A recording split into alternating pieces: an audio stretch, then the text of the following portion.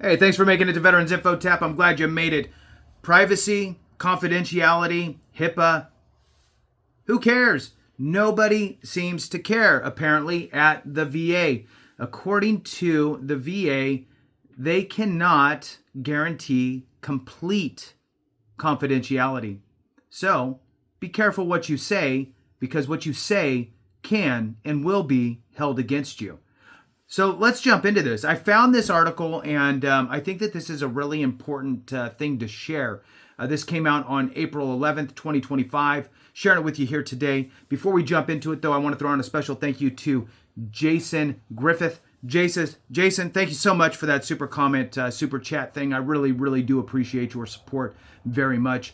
Jason Griffith, thank you again. All right, so the headline is actually... in quotations, I cannot guarantee complete confidentiality. That's the quotation. VA therapists ordered to tell veterans.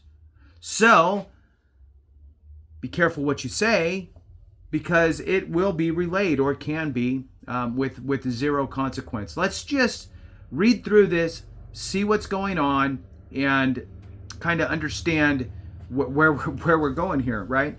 Information is key. Knowledge is a strength that we can all have as we take this stuff in. Anyway, hit the thumbs up, subscribe, share with a friend, all that good stuff. I truly appreciate it. And look, at the end of the day, and I usually save this for the end of the video, right? But I'm going to just say it now for those that have hung on so far.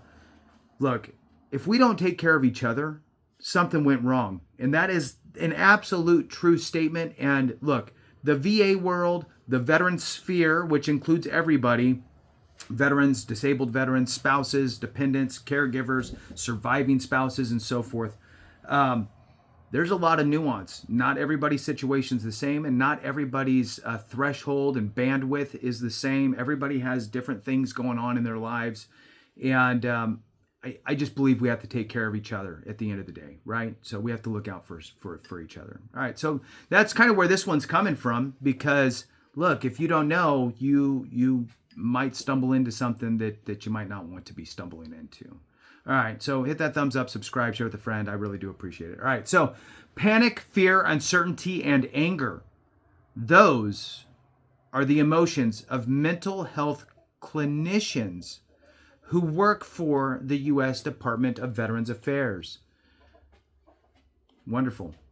Described as they prepare for the VA's mandatory return to office directive, some are being summoned to offices as soon as Monday, April 14th, which is now. Representatives from the VA say they are planning to have the back to office effort completed by May 5th. For this story, NPR interviewed 10 clinicians in VA locations around the country, the majority of whom spoke on the condition of anonymity. That's the best I can say. Because they were afraid of losing their jobs. Days before the April 14th return to office deadline, many were still unclear about the expectations for return dates. Some had received last-minute changes or delays for reporting to an office. In a memo obtained by NPR, regional leadership at one VA facility ordered a script for its therapists to read to patients. Okay, this is the meat of this video, right? We're 4 minutes in. I hope to gosh you hung on. All right. In a memo obtained by NPR, regional leadership at one VA facility offered a script for its therapists to read to patients. Okay, now there's a quotation. Before we begin our session, I want to inform you that I am currently in a shared office space, reads the script. While I will do my utmost to maintain your privacy, I cannot guarantee complete confidentiality. These directives come after the VA indicated it would cut about 80,000 staff in a massive restructuring effort, a widely circulated leaked memo, first obtained by the Associated Press, outlines the effort. In a video addressing the cuts, VA Secretary Doug Collins suggested the agency would eliminate waste and that the days of kicking the can down the road are over. He offered reassurance that the VA benefits would not be impacted and that the VA regrets anyone who loses their job. Telehealth hires. Many VA therapists were hired on a telehealth basis and point out that there simply is not space for them to work at VA facilities. They are anticipating confusion and congestion around the issues such as parking, bathroom use, and adequate kitchen facilities to reheat their lunches. But the primary concern for therapists is whether they will be able to deliver quality care to their patients in an environment without confidentiality.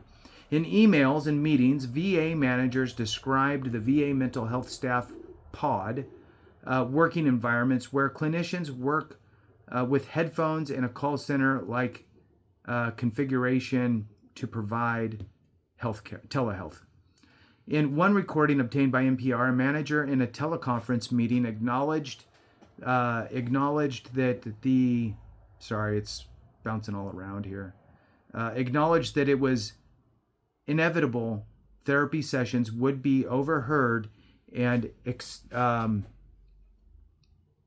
don't know what that is. And exhorted people not to share any confidential information. I don't know. All right, I'll have to Google search that word. Anyway, moving on. So supervisors working from a shower. Supervisors working from a shower is the next little section here. I wonder what they're talking about. Let's see. We won't be able to provide private sessions, says one licensed clinical social worker, who asked to be identified by a middle initial, L, for fear of retaliation. Guaranteed privacy between patient and doctor is fundamental and quality mental health care protected by federal law. A group of 20 House Democrats signed a letter to VA Secretary Doug Collins vocalizing their outrage on this issue. They describe one scenario in which a social worker supervisor has been ordered to return to work sharing a 100-foot shower with another supervisor.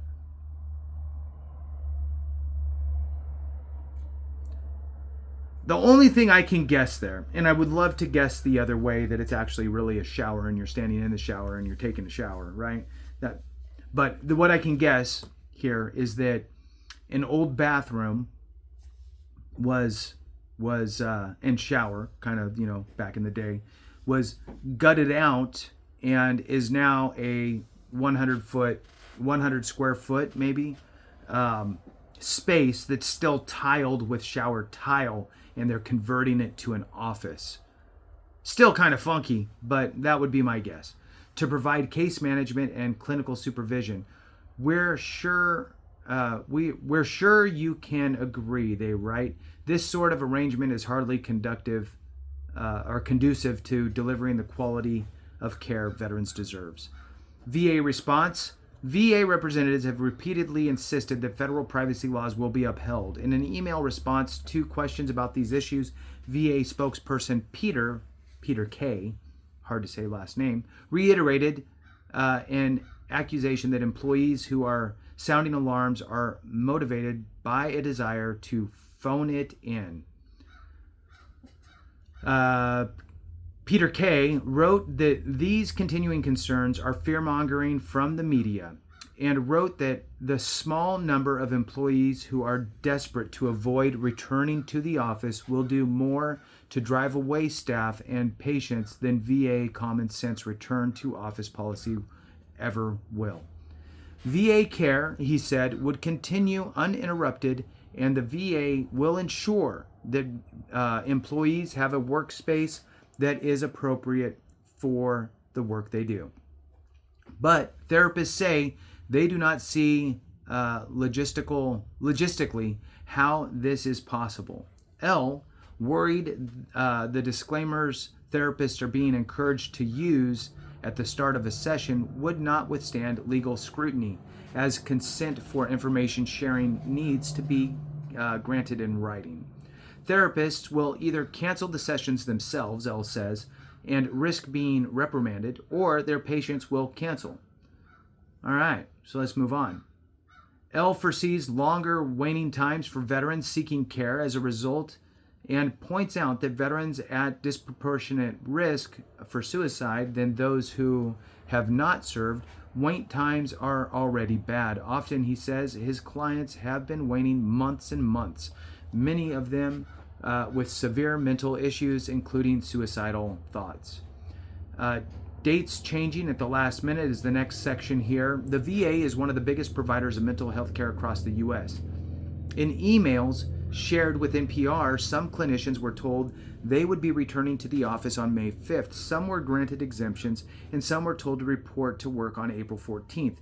Though these dates were also subject to change, one document obtained by NPR outlines steps for managers. Quotation, "This memo provides a framework to inform a standardized approach to terminating remote and telehealth agreements," it reads. Many clinicians expressed bewilderment about why certain workers were on the list of mandatory returns and others not. Others were evaluating the possibility of working from their cars or finding space in a bathroom stall to conduct therapy sessions. Some workers were asked to participate in rearranging furniture in order to accommodate group setting arrangements. Tasks like rolling tables to podium rooms as temporary desks or rolling away excess furniture were on the to-do list obtained by NPR. I don't know. Sometimes it's stretching, I guess. So, I mean, look, let's move the furniture so we can do a group setting. Let's roll these things in here and use these as this. I don't know. I mean, sometimes that doesn't seem like a big deal to me. But anyway, let's move on. Distress across the board. The American Psychological Association issued a statement criticizing the policy and raising concerns about compliance with federal privacy laws. Providers are facing difficult choices between violating ethical standards regarding patient confidentiality or facing disciplinary action for noncompliance with return to office mandates, reads the statement. It goes on to warn that the policy could compromise access to care and confidentiality standards that are key to effective mental health treatment. Under the PACT Act, it allocated nearly $800 billion to expand VA care and benefits for veterans exposed to toxins. The current efforts aim to reduce staffing numbers to levels VA had before its legislation. And look, I'm kind of a little bit torn on that, because here's the deal. When you roll out the PACT Act really did, I guess, we'll say three things. Three things that are really, I guess, monetarily impactful. One, it created a presumptive list or lists for veterans. What does that mean? That means that veterans are going to apply for benefits and get those benefits and move on. Would those veterans have filed for something anyway? Probably. Most veterans are filing for multiple conditions. And then if you find out, oh, hey, I have a presumptive, cool. Or maybe they've already filed for things and now they're filing for that presumptive condition that was now available. Then it's done. You're not going to keep coming back and filing for those same conditions that are on the PACT Act because you've already taken care of it, unless one arises. Now, you might have needed an influx of claims processors, folks to get the claims through the system, but then it's going to kind of drop back down. So you get the big rush through, and then it's going to drop back down.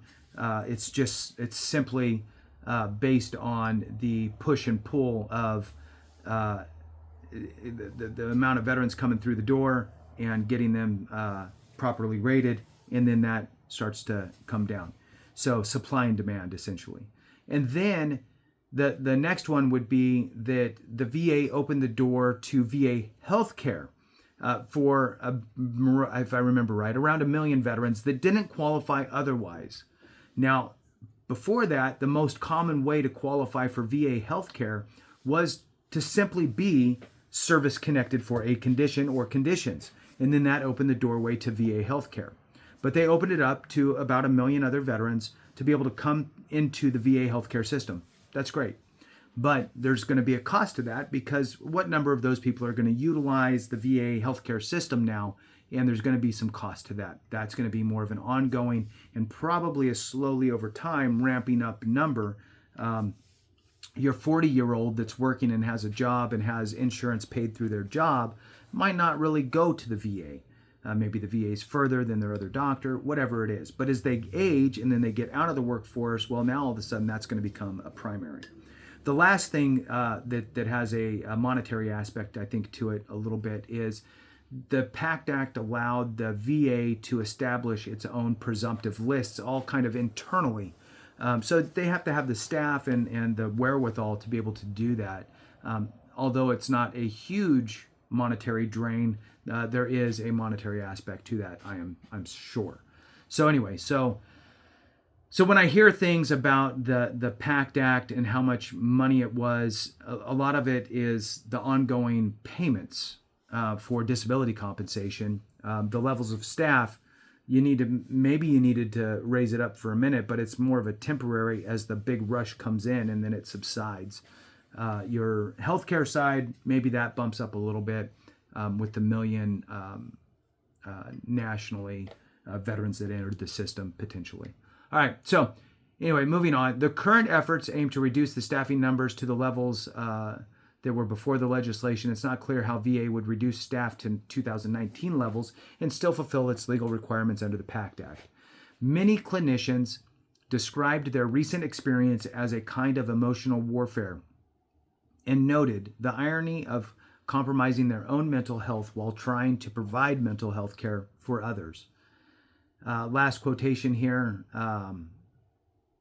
is, "I'm anticipating a good deal of distress across the board," says L, "and that we will generally fail at our mission of treating veterans." So that's L's prediction there. And so with that, love to get your thoughts. Thanks so much for watching. I appreciate you. Have a great one. And remember, if we don't take care of each other, something went wrong.